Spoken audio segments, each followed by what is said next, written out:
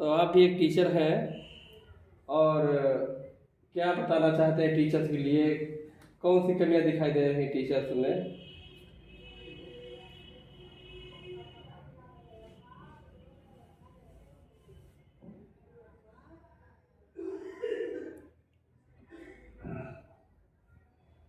तो टीचर्स का दूसरी मुझे ये कमी ज़्यादा दिखाई देती है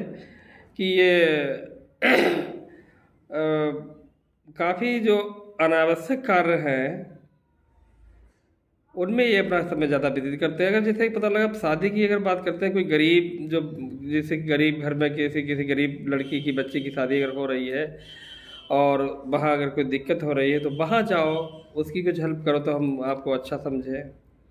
अब किसी अमीर घर पर ही जाके खाली खाने के लिए और 5 लोग फ़ोटो खिंचाने के लिए ही जाते हैं, तो क्यों, मैं इसमें कोई विशेष बात नहीं समझता हूँ। और जबकि ये हम ये समझता हूँ, जो एंटी बौद्धिस्ट थे जिनका मिशन है कि हम लोगों को फंसाए रखना विभिन्न प्रकार के कार्यक्रमों में, संस्कारों में, त्योहारों में, शादियों में, अन्य चीज़ों में, तो वास्तव में आप उसका बढ़ावा कर रहे हो। तो इस पे साथ में भुवनेश्वर जी जो हैं वो भी काफ़ी विरोध करते हैं इन बातों का, तो मैं उनसे 2-4 बातें जानना चाहता हूँ। क्या आप भी इस चीज़ को विरोध करते हो? जी, हम्म। आपका जो प्रसंग चल रहा है बहुत ही अच्छा प्रसंग है। और शिक्षक की समाज में भूमिका क्या होनी चाहिए और किस रूप में है, इस चीज़ पर हमें ज़्यादा जानना चाहिए। किसी भी समाज निर्माण के लिए, किसी राष्ट्र निर्माण के लिए, मनुष्य सभ्यता निर्माण के लिए शिक्षकों की भूमिका सबसे उत्तम है। अब समझने वाली बात यह है कि शिक्षक का जो पेशा है, शिक्षा आज की तिथि में या पूर्व में रहा या आने वाले समय में रहेगा, तो इसमें जानने वाली ये चीज़ है कि शिक्षक कहीं पेशेवर केवल अपने भौतिक जीवन के लिए तो नहीं हो रहा है, जबकि समस्त शिक्षकों का उत्तरदायित्व होना चाहिए कि समाज का जितनी भी आने वाली जनरेशन है उसको हम तैयार करें। साथ ही समाज की जितनी भी कुरीतियाँ हैं, बुराइयाँ हैं, जिनकी वजह से हमारा समाज समृद्ध नहीं है, हमारा राष्ट्र समृद्ध नहीं है या हमारी मनुष्य सभ्यता समृद्ध नहीं है, उनमें पाया जाता है गरीबी है, भुखमरी है, बेरोजगारी है और आपसी मनमुटाव है या राग द्वेष है या वैचारिक मतभेद हैं। इन सब पर अगर समझ करके टीचर अपने शिक्षण कार्य के अतिरिक्त समय में भी इन पर काम करता है, जो समाज में फैली हुई कुरीतियाँ हैं, बुराइयाँ हैं, और इनको दूर करने के लिए प्रयास करता है, तो वो वास्तव में एक अच्छा शिक्षक है। इसके विपरीत वो अपने उत्तरदायित्व महज विद्यालय तक सीमित रहता है, विश्वविद्यालय तक सीमित रहता है, लघु प्राथमिक विद्यालय तक सीमित रहता है, अतिरिक्त कोई भी भार नहीं समाज का लेता है, तो वो पूरी तरीक़ा से अच्छे शिक्षक के दायरा में नहीं आ सकता है और ना ही हो सकता है। क्योंकि शिक्षक अगर अनवरत 24 घंटा या 30 दिन या 12 महीने अगर समाज उत्थान के लिए कार्य करता है, तो वास्तव में एक वो अच्छा शिक्षक है जो हमारे समाज और राष्ट्र को अच्छा मजबूत कर सकता है, क्योंकि उसका वो वास्तव में कार्य है। साथ ही जो भी आपने बीच में क्वेश्चन मार्क रखा कि मतलब समाज की जो बुराइयां हैं,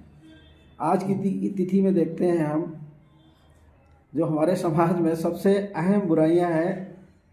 कि जिनका हमारे समाज पर बहुत ही ज़्यादा भार पड़ रहा है, जैसे त्यौहार। अब त्योहारों के मूल्य को हम नहीं समझते हैं, उन पर हम मतलब जो है अनर्गल रूप से बहुत ही बड़े रूप में समय धन नष्ट करते हैं और प्राकृतिक संपदाओं को भी नष्ट करते हैं, जिससे वो हमारी मनुष्य सभ्यता या समाज पर या राष्ट्र पर उसका दुष्प्रभाव पड़ता है। समय भी हमारा नष्ट होता है, कार्य भी हमारे नष्ट होते हैं, प्रॉपर्टी भी हमारी नष्ट होती है। ऐसे ही जीवन से जुड़े हुए कार्य हैं, जैसे जीवन भारतीय परिदृश्य में जो एंटी बौद्धिस्ट परंपरा है, जिसको हम जिसमें हम देखते हैं कि एक शादी का पैटर्न है। शादी दो लोगों का एक बॉन्ड है जीवन जीने का, कि प्रकृति में दो तत्व का मिलन होता है तो नवीन प्रकृति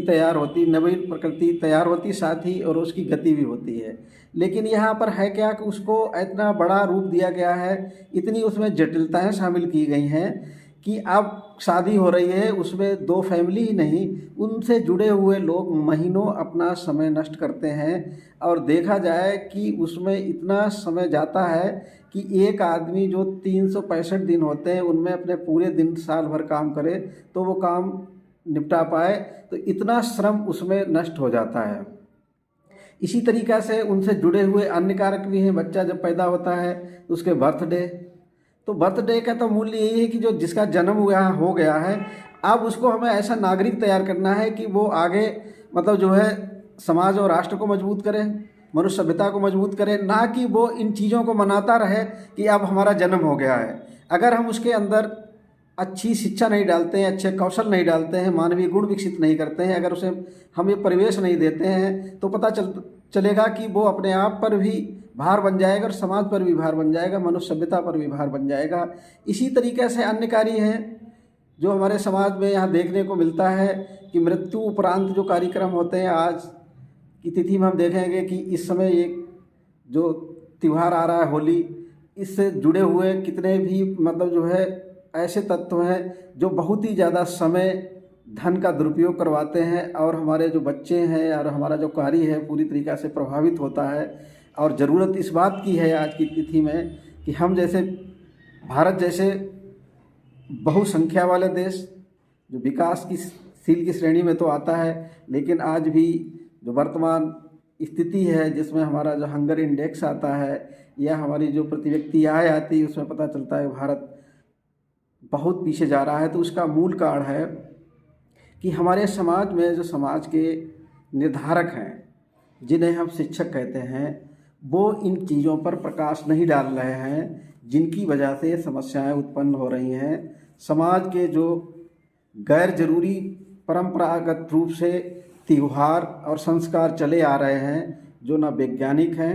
ना ही संवैधानिक हैं, और उनकी वजह से हम कमज़ोर होते चले जाते हैं। आज ज़रूरत है हमें बुद्ध के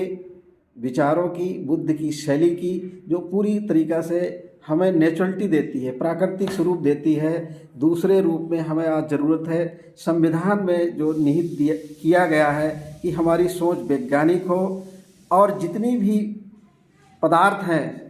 इस पृथ्वी पर या इस देश के, उनका बहुत ही सही ढंग से हम उपयोग करके उनको संरक्षित और सुरक्षित करें आने वाले समय के लिए। क्योंकि आप देखेंगे कि होली के त्यौहार पर रंगों के माध्यम से कितना हम पानी को खर्च करते हैं, कितना पानी हमारा बहाया जा रहा है, जबकि हमारे ही देश में और जिस प्रदेश से हमारा संबंध है उसके बुंदेलखंड में हम जाएंगे तो पीने के पानी के लिए समस्या है। राजस्थान में पीने के साथ साथ कृषि के लिए, महाराष्ट्र के कुछ क्षेत्र ऐसे हैं जहां पानी की समस्या है, और मैदानी क्षेत्र में क्या हो रहा है कि आज पानी इतनी बुरी तरीक़ा से बहाया जाएगा जिसका कोई उपयोग नहीं। तो ये समझने की ज़रूरत है। और ये सारे तत्व, सारे बिंदु या सारे कारक जिनसे हम आगे बढ़ते हैं, हमारी सभ्यता आगे बढ़ती है, जिनसे समृद्धि आती है, उनको संरक्षित करने के लिए, उनको आगे बढ़ाने के लिए समाज के जो निर्धारक लोग हैं, समाज के जो वास्तव में कर्णधार हैं, जिनकी श्रेणी में लिखित रूप में, वैधानिक रूप में शिक्षक आता है, तो ये शिक्षक का पूरी तरीक़ा से उत्तरदायित्व है समाज में फैली हुई व्याप्त बुराइयाँ,